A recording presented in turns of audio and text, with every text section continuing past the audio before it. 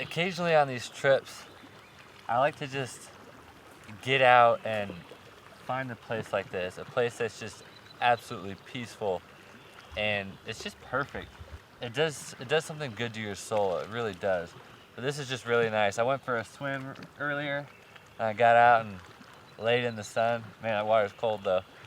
But it's just a nice place to be. And this is Diamond Lake right here. Beautiful place. I think everybody should come here at least once in their life, during the summer at least. All right, so I'm at Crater Lake here in Oregon, and I mean it's all down there. And this place is basically, the lake is surrounded by cliffs and just rocky hills, and it's not an easy place to go down, but there's one trail. So we're gonna go and skip down to the bottom.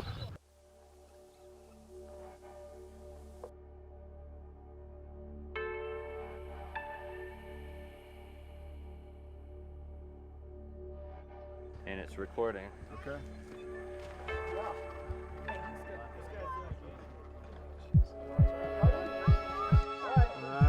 It's clear whenever you want.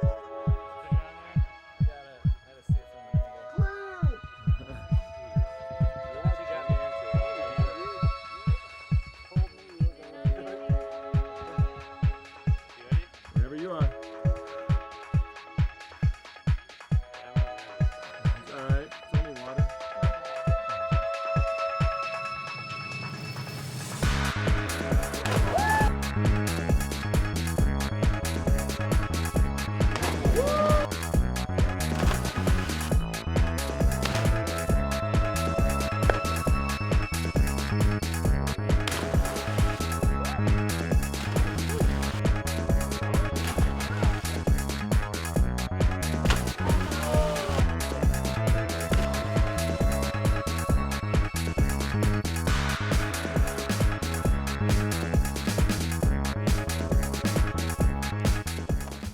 So is the hike worth the lake?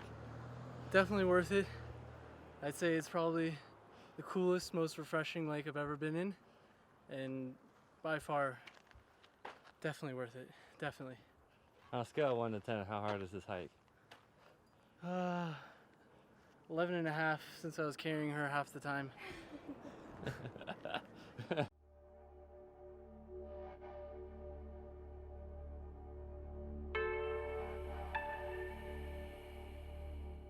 I gotta tell you guys about obsidian. It's a rock, and it's an awesome rock. So last weekend I went up to Davis Creek, and I kind of regret not filming at all there, but honestly I was having so much fun, and I was just interacting with so many cool people that I really didn't have time to film, and I really am sorry. But I did show you guys all the stuff back at Glass Buttes in Oregon. Now this is Davis Creek, Northern California, and they've got some amazing obsidian.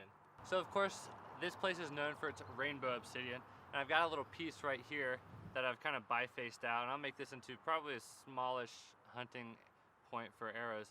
But this stuff is absolutely incredible. When you turn it to the light just right, it just lights up with these greens and these even some oranges like glows in there, and purple and stuff like that. And it's really amazing stuff. Now I can't take credit for this find because I had no idea about rainbow obsidian until a fellow named Will Self told me about it and told me where to find it. So I followed his instruction, and it led me to a bunch of other flint nappers, and it turns out there's actually a nap-in, which is basically a gathering of a bunch of flint nappers at Davis Creek. There's a ton of guys here that were just really good at flint napping, so they showed me around and they got me onto some good rock here. Now a little bit about obsidian before I go too far.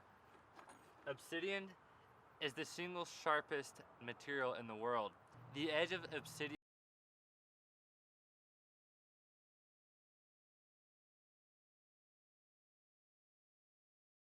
under my beard there, and there's a bunch of loose hair afterwards. So just some really crazy stuff. Now the way this forms, it's volcanic, and so what happens here is, so when lava cools really quickly, that's when it forms obsidian. So you need like cool dirt or something for it to fall into to cool it quickly. Because basically what it is, it's volcanic, it's that lava that's cooled, but because it cools so quickly, it doesn't have any crystals in it. And that's why it's so smooth. Now if it cools slowly, you get something like granite, which is just full of little tiny crystals and stuff. But this stuff is just absolutely smooth, and that's why we get such a sharp edge on it, is because it cooled quickly, and when you take that flake off, it just comes down, and there's no crystals or anything to disrupt it, so you can just get a really razor sharp edge. This is literally nature's glass.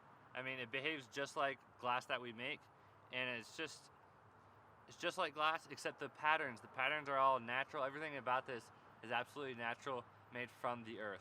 Now another thing that's really cool is you can trade your points. So this is a deer hide here, and I only traded 2 arrowheads for this. They're big arrowheads, but I only traded 2 of them for this beautiful piece.